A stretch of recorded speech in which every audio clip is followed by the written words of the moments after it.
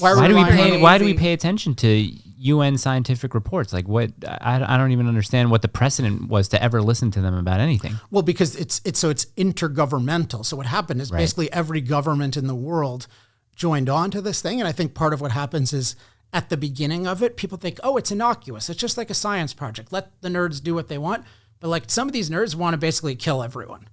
And I mean, ultimately, there's a huge hostility toward industry and certainly toward fossil fuels. But this is just an example. And I invite people to go through those reports if you want to see if I'm right. But this is a catastrophic failure to look at the key benefits, including the climate mastery benefits of fossil fuels. And this is at the level of the synthesizers, let alone. So, of course, the New York Times isn't talking about it.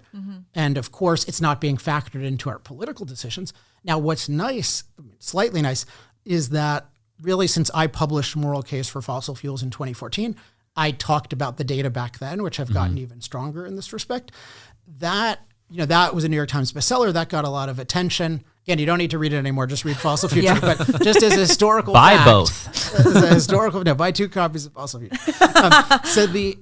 But it's important that brought attention to that. And there have been other people popularizing that, like Bjorn Lomborg, who wrote the book False Alarm, and Michael Schellenberger, who wrote the book Apocalypse Never. I bought that book. And I think Steve Koonin, who wrote the book Unsettled, talks about this at least some. And so people are getting this idea that, wow, we actually, the way I put it is fossil fuels didn't take a safe climate and make it dangerous. They took a dangerous climate and made it safe.